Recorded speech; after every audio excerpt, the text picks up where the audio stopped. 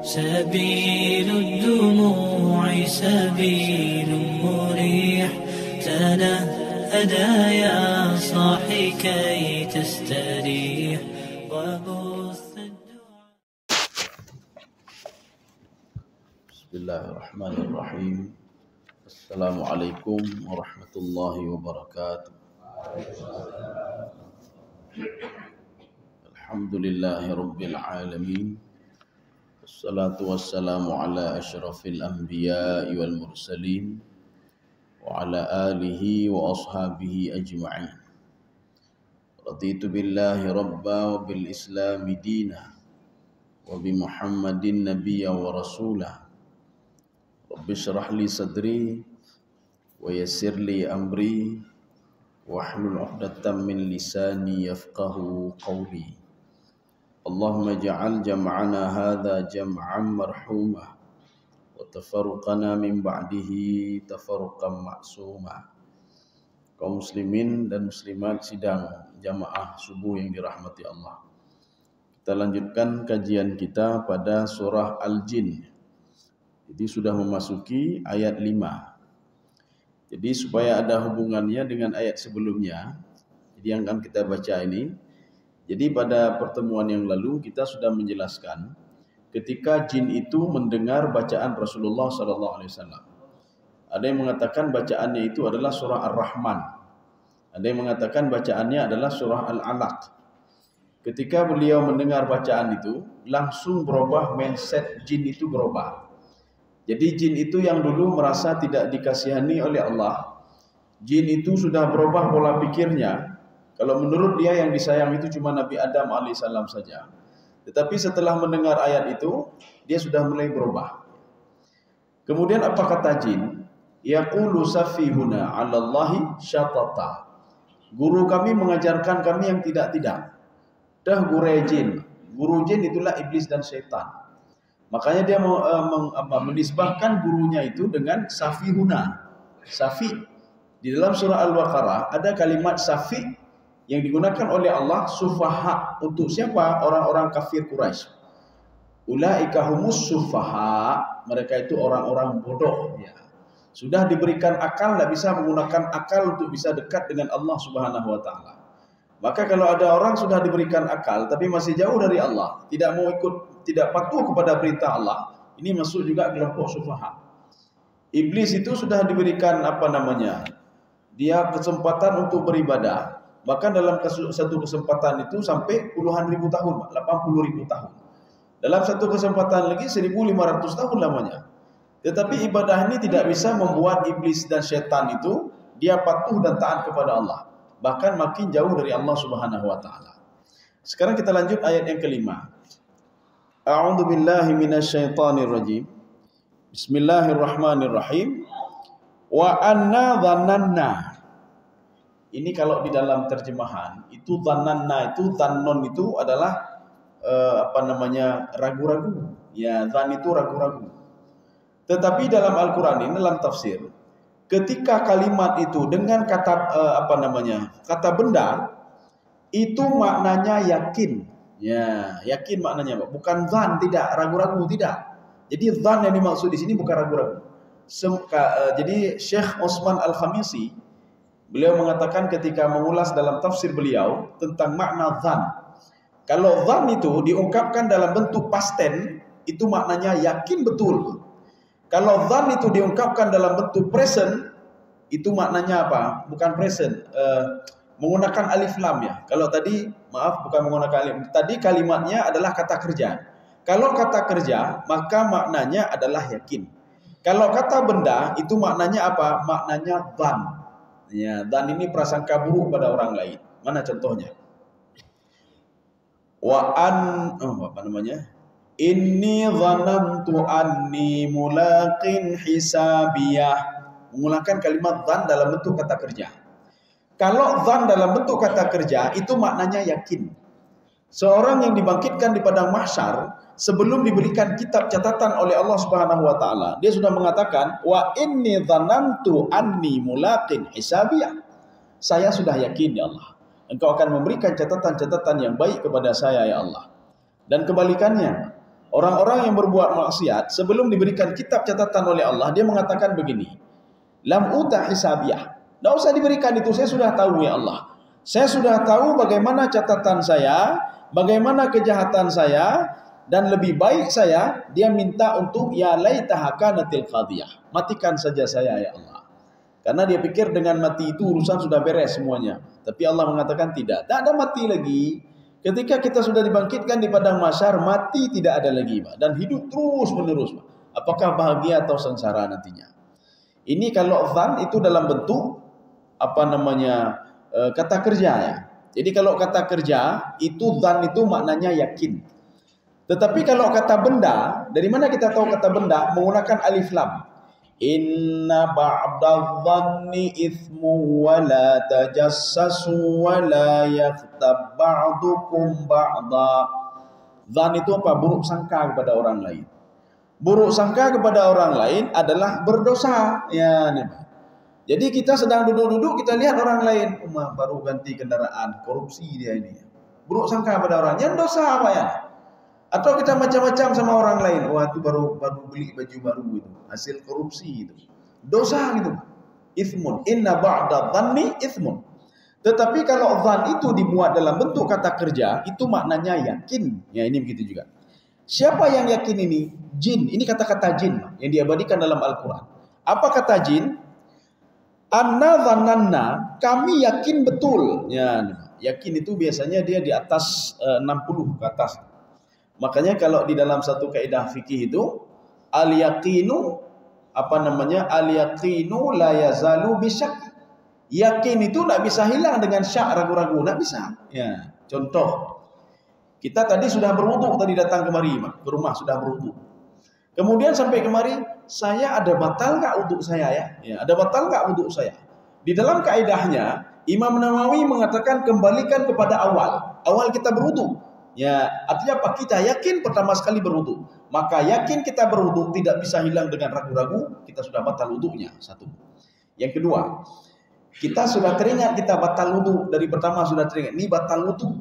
Ketika mau salat, ini sudah berwudu atau belum? Ya, nih, kita kembali ke asal. Asalnya kita belum berwudu lagi, karena kita tahu belum berwudu lagi. Maka kita yakin kita belum berwudu. Kembalikan ke asalnya. Ya. Contoh lain lagi, kita sudah selesai salat ya. Kita sudah selesai salat, kemudian waktu yang panjang, ba'da antari'ah. Tari'ah itu waktu yang panjang. Setelah itu baru teringat, saya batal apa enggak? Kalau teringatnya waktu yang panjang, maka syak, ragu-ragu itu tidak ada lagi. Tidak ada syak. Dan tidak ada perkirakan syak. Berarti salat kita sudah sah. Tetapi kalau habis salat, assalamualaikum, ragu-ragu kita. Nah, kalau ini nampaknya ada yang membatalkan salat atau wudu ini. Ya. Kalau dalam waktu yang pendek itu, atau ada yang memberitahukan kita, Pak, tadi Bapak ada najis tadi di ininya. Ya, jadi langsung itu tidak ada ragu-ragu lagi, hanya ragu-ragu lagi, Pak. Ya sudah yakin. Tapi kalau ada antari awakat, waktu yang panjang, maka tidak ragu-ragu itu tidak diperkirakan. Dia hanya ragu-ragu lagi, karena apa? Waktunya sudah lama sekali. Ya. Kaum muslimin sedang jemaah dirahmati Allah. Ini jin yang ucapkan. Kata jin itu kami yakin betul, kata jin. Siapa yang yakin betul itu? Jadi jin yang dikirim pertama oleh iblis itu untuk mengeksekusi Nabi Muhammad SAW itu ada 6 jin. Ada yang mengatakan 5 jin karena di situ disebutkan nafar. Nafar itu di dalam bahasa Arab itu dunal asyarah, di bawah 10. Di bawah 10 di atas 3. Itu sudah namanya nafar. Jadi bisa 9, bisa 8, bisa 7, bisa 4, bisa 5 ya. Kemudian di atas 3, ini namanya nafar. Mereka mengatakan ke 99 orang ini atau 8 atau 7 atau 6 atau 5, mereka mengatakan kami yakin betul ya. Setelah mendengar Al-Qur'an tadi, setelah mendengar Muhammad membaca Al-Qur'an, kami yakin betul. Kalau yakin tidak ada bisa dirubah-rubah keyakinannya. Lan taqulal insu wal jinnu 'ala Allahi kadziba. Kalau dia tahu isi Al-Qur'an, dia tidak akan pernah mau mendustai Allah Subhanahu wa taala. Kalau dia tahu, saya yakin betul. Kalau ada manusia dan jin yakin betul isi Al-Qur'an, tahu isi Al-Qur'an, kami yakin betul dia tidak akan pernah mau mengingkari Allah. Dia akan patuh dan taat kepada Allah. Cuma masalahnya, dia tidak paham isi Al-Qur'an. Dia tidak tahu apa yang ada dalam Al-Qur'an. Dia tidak tahu hukum dalam Al-Qur'an. Inilah yang Allah katakan di dalam surah Al-Baqarah. Wa minhum ummiyuna la ya'lamuna al-kitaba illa amaniya wa inhum illa yadhunnun. Mereka taunya baca Al-Quran saja. Kalau itu untuk Yahudi, untuk Bani Israel. Mereka taunya baca Taurat saja. Mereka taunya baca Injil saja. La ya'lamuna al-kitab. Mereka tidak tahu isinya. Tidak tahu isinya. Illa amaniya wa inhum illa yadhunnun. Dalam tafsir At-Tabari memang agak kasar sedikit kata beliau. Apa kata beliau? Amaniya itu binatang dia. Ini orang yang baca saja tapi tidak tahu isi dalamnya. Illa amaniya. Ini kata Imam At-Tabari seperti binatang. Wa inhum illa yadhunnun. Mereka cuma menebak-nebak saja. Menebak-nebak bagaimana? Karena mereka tidak punya ilmu. Kata Imam As-Sawi, la ilma lahum. Mereka tidak punya ilmu. Karena tidak punya ilmu, keterbatasan ilmunya, maka dia menebak-nebak hukum saja. Ketika ditanya bagaimana hukum ini, haramnya. Bagaimana hukum ini? Itu tidak ada masalah, itu sunnah. Ini bagaimana? Halal ini. Dia tidak tahu isi Al-Quran. Itulah yang digambarkan oleh Allah. Yahudi, Nasrani atau turunan dari Bani Israel yang paham saja kitab Taurat tapi tidak tahu isinya, dia baca saja tidak tahu isinya, illa amaniya. Itu seperti binatang. Seperti orang umpamanya seekor keledai yang diletakkan kitab di atasnya, dia tahu itu kitab berat bebannya, tapi dia tidak tahu isinya. Ya. Maka kalau kita bawa kekinian, paling tidak kita membaca Al-Quran kita paham, walaupun tidak paham 100%. Kita paham sekian persen, 10%, 5% apa yang kita baca. Untuk apa? Al-Quran menjadi petunjuk. Bagaimana kalau Al-Quran menjadi petunjuk, kita tidak paham petunjuk itu apa? Tidak tahu kita, Pak. Jadi kita mau pergi kemana misalnya, ke Eropa, diberikan buku petunjuk. Kita tidak paham. Kita baca-baca saja, Pak. Tapi tidak paham, tidak tahu, Pak. Ya, tidak tahu kita. Bagaimana mau jadi petunjuk kalau kita tidak paham apa yang kita baca? Kaum muslimin sedang jemaah yang dirahmati Allah. Ini perkataan syaitan, jin yang diabadikan oleh Allah dalam Al-Quran. Jadi artinya beliau mengatakan Allahi kadhiba. Tidak mungkin seorang akan mendustai Allah. Tidak mungkin seorang tidak mau mendengar perintah Allah kalau dia tahu isi Al-Quran. Maka kalau kita lihat ada orang meninggalkan salat, meninggalkan puasa, dia buat maksiat. Kalau dia tahu isi Al-Quran kata jin, tidak mau dia berbuat seperti itu. Tidak mau dia korupsi, tidak mau dia makan haram, tidak mau dia buat maksiat, tidak mau dia menzalimi orang lain. Kenapa tidak mau? Karena dia tahu isi Al-Quran. Sebagaimana yang dikatakan oleh jin, kami yakin betul tidak ada satu orang pun manusia, satu jin pun yang mau mendustai Allah Subhanahu wa taala. Makanya jin waktu itu dia ketagihan, Pak. Bukan ketagihan artinya, dia sudah menikmati bacaan Al-Quran. Saking dia menikmati, di dalam kitab tafsir Al-Alusi, Ruhul Ma'ani, di situ dikatakan jin itu dia mendengar bacaan Nabi Muhammad fi sitti marrat, 6 kali. Yang ke-6 itu sampai ribuan jin mendatangi Nabi Muhammad SAW membaca Al-Quran. Kita lanjut lagi, Pak.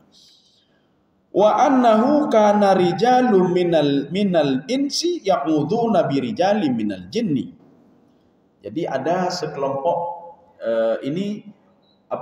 isbat ya, untuk mengisbatkan kalau ada kelompok manusia minta perlindungan sama jin. Ini kita tidak bisa kita pungkiri.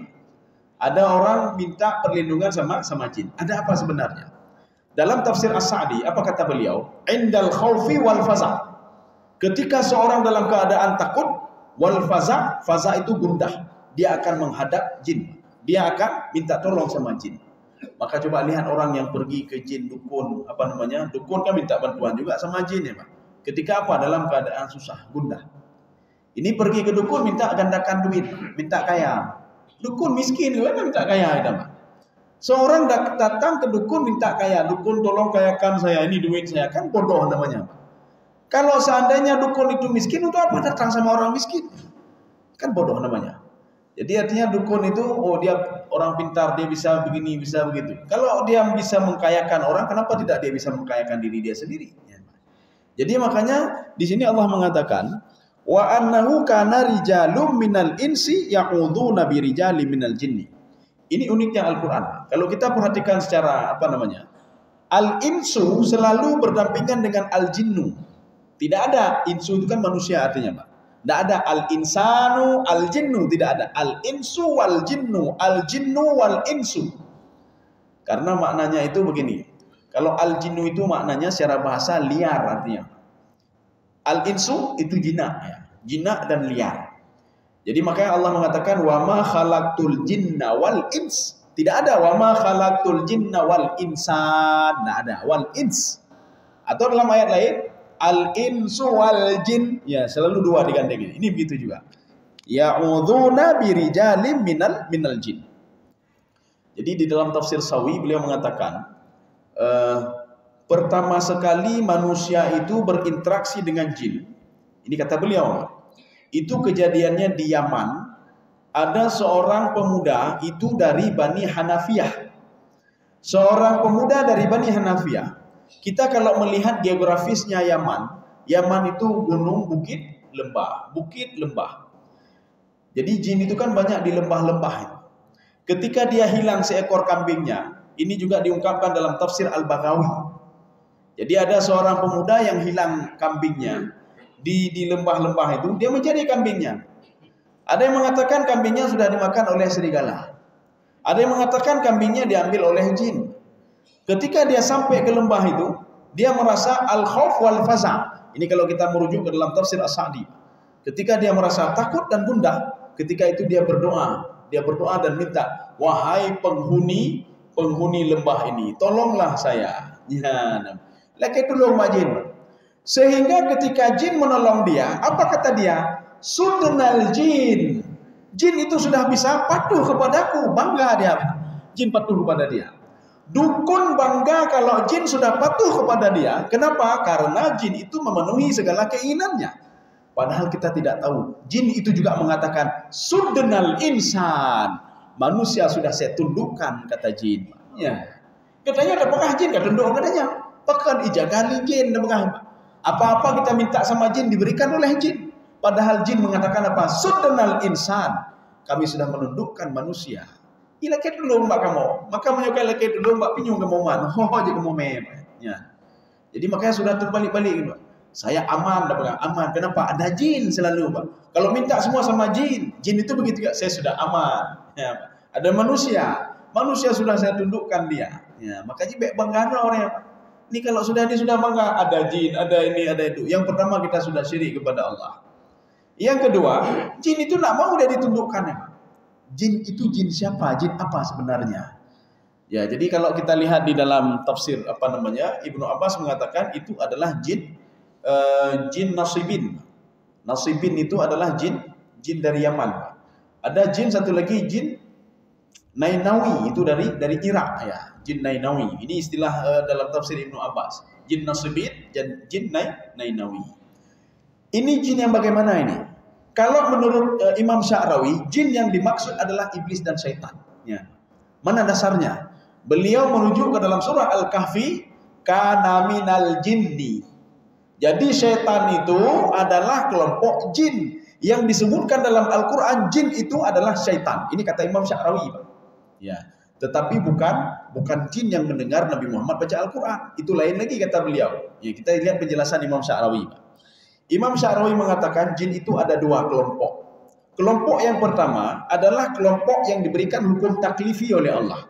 Dia beribadah, dia berpuasa, dia melakukan perintah Allah, meninggalkan larangan yang dilarang oleh Allah. Dialah yang mendengar Nabi Muhammad membaca Al-Quran dan dia itu masuk Islam. Fa'aman nabihi. Dia beriman kepada Allah, beriman kepada kita, beriman kepada Nabi Muhammad SAW. Ini kelompok yang pertama. Ini versi Imam Sya'rawi. Yang kedua kata beliau, ada jin fafasaqa'an amri rabbih. Dia tidak patuh kepada perintah Allah. Sehingga namanya bukan jin lagi. Karena tidak patuh kepada perintah Allah, maka dipanggil syaitan. Kenapa syaitan? Syaitan berasal dari kalimat syatana yashtunu syaitan. Jauh dari rahmat Allah. Maka kalau kita ingin jauh dari rahmat Allah, dekatilah syaitan. Betul syaitan Pak. Ingin kita jauh dari rahmat Allah. Bagaimana jauh dari rahmat Allah? Kesini sial, kesana sial, hana berkah, dajak kena hana berkah. Maka kalau mau seperti itu, dekati syaitan. Maka syaitan itu kehidupannya tidak pernah berkah dia.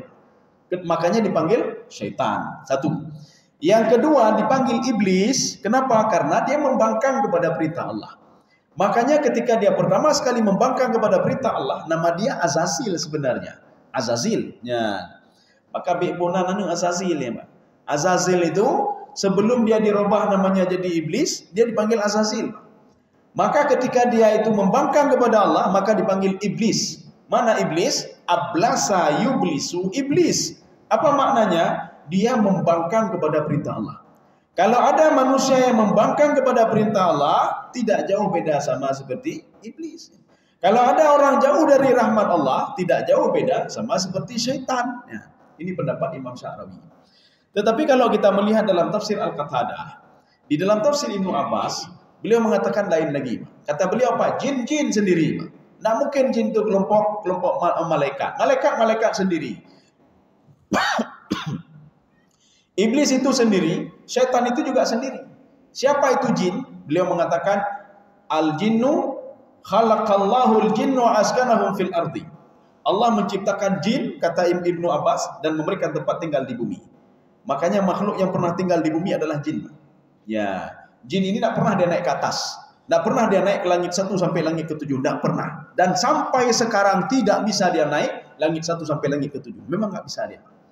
Yang kedua, ya, syaitan itu siapa? Asyayatin min waladi iblis. Syaitan itu adalah anaknya iblis. Ya. Makanya yang pertama sekali membangkang kepada Allah itu adalah Azazil. Karena membangkang maka dipanggil iblis. Setelah itu dia itu dikeluarkan oleh Allah dari rahmat Allah. Keturunan-keturunannya namanya syaitan. Ya. Maka syaitan ini dia bukan yang tidak patuh di sana tadi, tidak. Yang tidak patuh adalah kakek-kakeknya, yaitu iblis. Ya. Ini sama seperti kita. Kita dengan Nabi Adam apa bedanya? Kita adalah cucu Adam. Syaitan adalah cucu-cucunya iblis. Ya. Makanya kata Imam Sya'rawi, kalau jin yang tadi itu, kelompok jin yang tadi, iblis dan syaitan, itu umurnya panjang sekali. Maka mereka itu anzirni ila yaumi yub'atsun. Tetapi yang jin yang kelompok yang pertama, dia sesuai dengan tafsir Al-Qatadah, yatazawwaju wa yansilu. Dia itu menikah dan punya keturunan, wa yamutu, dan dia juga mati. Ya. Maka kalau ada jin yang mati itu, dia termasuk jin yang pertama tadi, yang ada hukum taklifi. Kalau jin yang tidak pernah mati-mati, itu adalah masuk ke dalam ini versi Imam Sya'rawi, iblis dan syaitan. Ya. Kaum muslimin sedang jamaah yang dirahmati Allah. Jadi makanya Imam Sya'rawi, beliau condong ayat ini ditujukan untuk siapa? Untuk iblis dan syaitan yang menggoda manusia. Kenapa dia goda manusia? Karena gara-gara Nabi Adam ini menurut syaitan dan iblis. Gara-gara Nabi Adam, iblis dan syaitan dikeluarkan dari rahmat Allah Subhanahu wa taala. Maka dia tidak mau dia saja masuk ke dalam neraka, tapi dia ingin menggoda juga manusia. Tetapi dalam tafsir lain Ibnu Abbas tidak. Ini memang jin yang diciptakan di bumi. Jin diciptakan di bumi. Mereka minta perlindungan kepada jin. Begitu juga kepada manusia, dia minta perlindungan. Sedikit-sedikit dia minta tolong ini. Atau kepada jin dia minta tolong. Bukan kepada iblis. Kaum muslimin sedang jemaah yang dirahmati Allah. Ini dua pemahaman yang berbeda. Tidak ada masalah ya. Yang jelas, ada kelompok jin yang baik, ada kelompok jin yang tidak baik. Kita lanjut. Ya'udzuna birijalim minal jinni. Ini ba'il sak namanya. Ba'il sak. Seperti Bismillahirrahmanirrahim. Itu ba'il sak namanya. Ba'il sak ini maknanya apa? Dekat sekali, Pak. Dia sudah dekat sekali dengan jin. Kalau menurut versi tafsir Imam Sya'rawi, jin yang dimaksud di sini adalah iblis dan syaitan. Ini sesuai dengan pengakuan iblis dan syaitan. Ketika ketemu dengan Nabi Yahya bin Zakaria, ditanya oleh Nabi Yahya bin Zakaria, bagaimana kalian menggoda manusia? Oh, kami goda manusia dengan ada 3 model. Ya, yang pertama, mithluka, seperti kamu. Kamu seorang nabi, seorang rasul, kamu juga saya goda. Maka takut sekali Nabi Yahya, malun goda. Sebagaimana kami menggoda Nabi Adam. Nabi Adam tetap kami goda, walaupun dia hebat sekali. Satu. Yang kedua, mithlul qurah. Saya buat dia seperti bola. Bagaimana saya opor ke sana kemari. Ditanya, kenapa engkau opor ke sana kemari? Karena dia selalu minta tolong kepada kami. Karena minta tolong kepada kami, maka dia bisa kami kontrol kemana saja. Ini orang yang kedua. Maka orang yang jauh dari Allah itu bisa dikontrol oleh iblis. Ini sesuai dengan juga perkataan iblis. Saya akan menggoda demi engkau ya Allah. Demi kemuliaan engkau ya Allah. Saya akan menggoda manusia. Illa ibadaka minhumul mukhlasin. Kecuali hambamu yang ikhlas beribadah. Kalau kita ikhlas ibadah, ikhlas itu apa dalam bahasa awam, Pak? Nikmat beribadah. Kita nikmat beribadah bukan gara-gara orang lain, gara-gara sendiri kita. Kenapa sendiri? Karena kita memang ibadah karena Allah Subhanahu wa taala. Kalau kita ingin tahu ikhlas atau tidak ikhlas beribadah, kita lihat saja kita nikmat enggak tadi kita lakukan. Kita ketika bersedekah nikmat enggak? Ini habis bersedekah tinggal ingat, Pak. Tinggal ingat sampai Pak. Baik tinggal ingat le, Pak. Artinya apa? Kita nikmati, Pak, nikmati. Kita salat sunnah kita nikmati, Pak. Kita baca Al-Qur'an kita nikmati, Pak. Menikmati ini dalam bahasa awam, ini dalam bahasa awam, bahasa kita ini, Pak. Itulah ikhlas dalam beribadah. Itu dalam bahasa kita. Bukan dalam bahasa alim ulama. Kalau alim ulama sudah tinggi kali pembahasannya, Pak. Ini namanya ilsak. Dia sudah dekat sekali dengan jin. Kemudian yang ketiga kata jin, kata apa? Syaitan tadi, Pak. Ini yang ketiga yang paling saya takuti kata dia. Ya, mudah-mudahan kita kelompok yang ketiga ini, Pak. Yang ketiga adalah kelompok yang saya takuti. Kalau pertama kan tak mungkin kita. Kelompok Nabi dan Rasul. Kelompok kedua menepuji'uh kepada kamu ya Allah. Menjauhkan kami. Kelompok yang ketiga adalah kelompok yang paling saya takuti. Ditanya oleh Nabi Yahya, kenapa engkau takut pada kelompok ini? Kelompok ini bertahun-tahun sudah saya goda dia patuh kepadaku. Tetapi pada suatu saat, dia bertaubat dan minta maaf kepada Allah. Dimaafkan oleh Allah Subhanahu wa Ta'ala. Makanya kami sudah menggoda dia puluhan tahun. Ini dimaafkan oleh Allah dalam waktu sebentar saja. Dalam hitungan detik sudah dimaafkan oleh Allah. Maka kami benci sekali pada kelompok ini. Tapi ada kuncinya kata iblis. Ada kunci kami untuk kelompok ini. La nai'as. Kami tidak pernah putus asa untuk menggoda ini. Ada putus asa ya. Maka dia cari lagi cara. Sehingga dia minta kepada Allah, ada cara enggak lagi ya Allah? Allah mengatakan ada caranya. Kamu goda dia, kata Allah, gempurna oleh Allah. Diajarkan oleh Allah kepada iblis dan setan untuk menggoda manusia.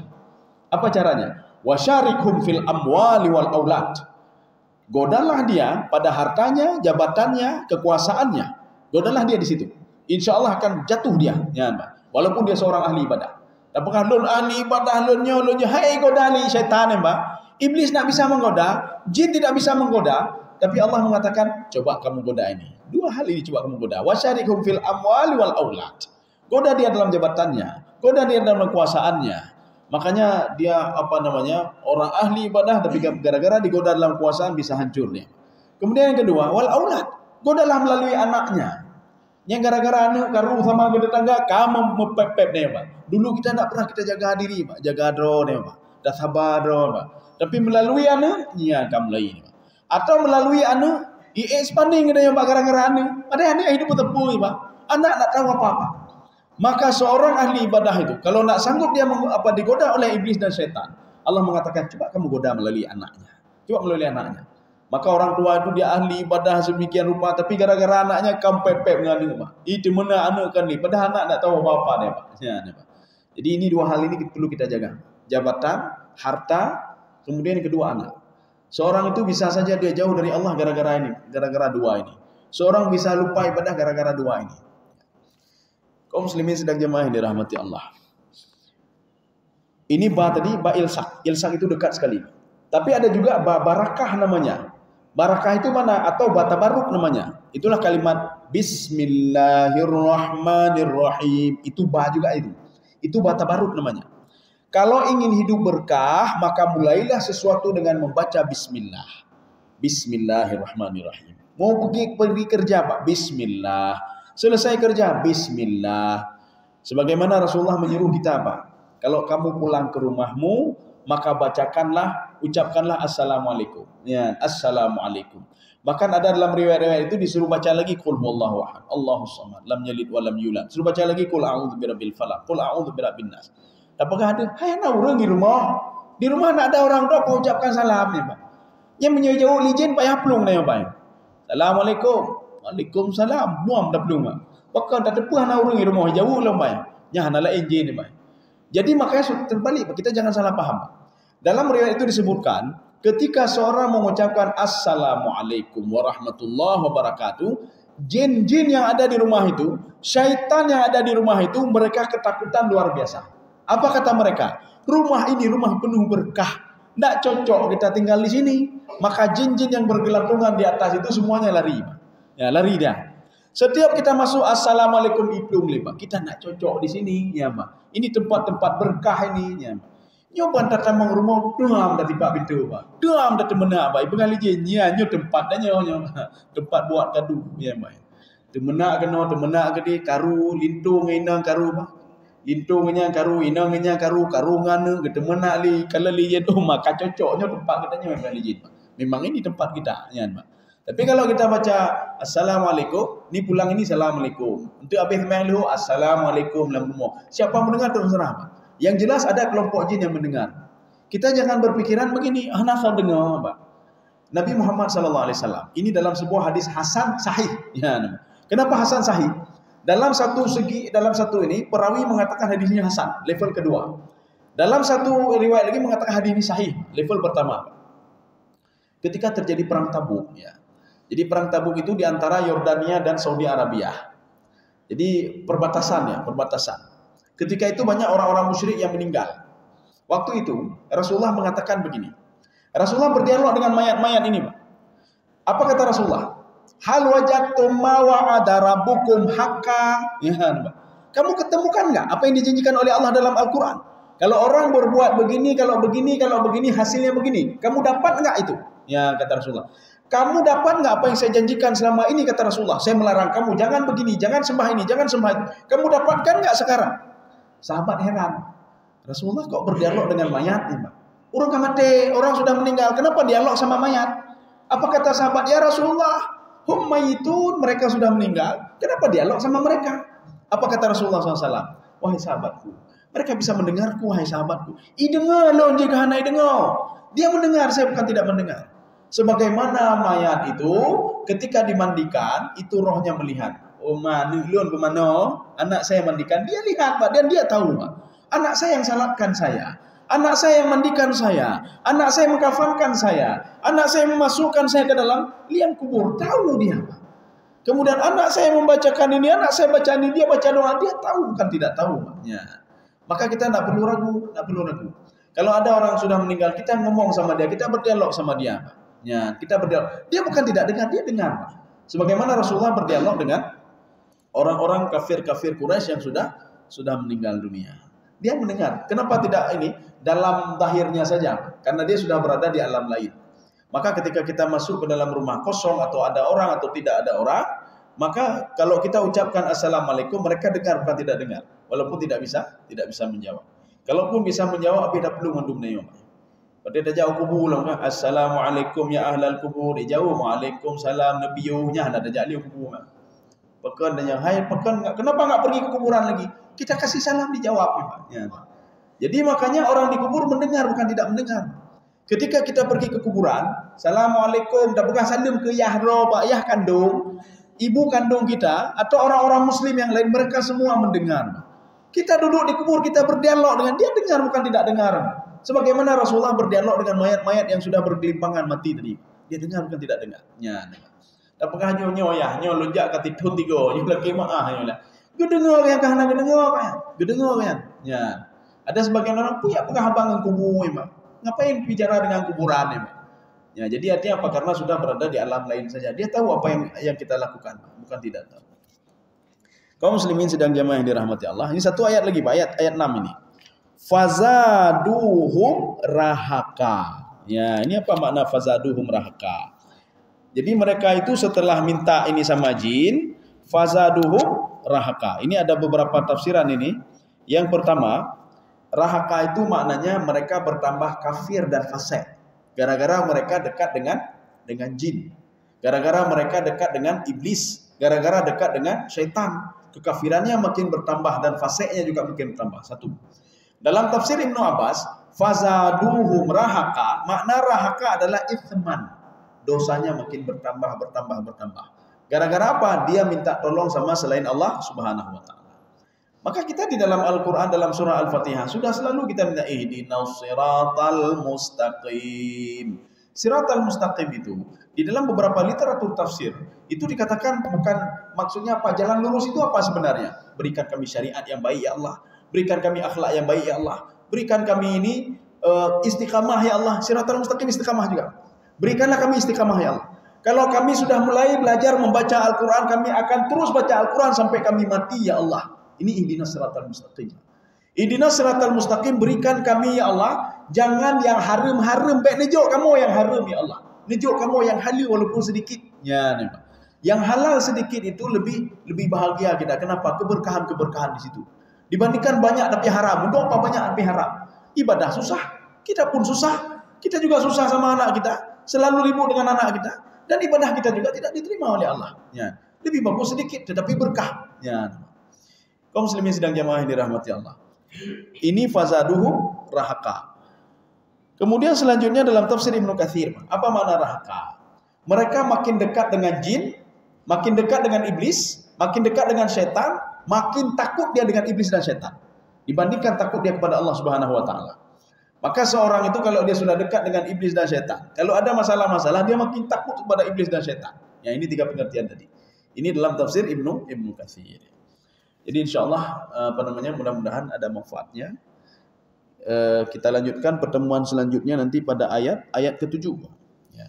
Subhanakallah bihamdika asyhadu an la ilaha illa anta astaghfiruka wa atubu ilaik. Assalamualaikum warahmatullahi wabarakatuh. Alhamdulillah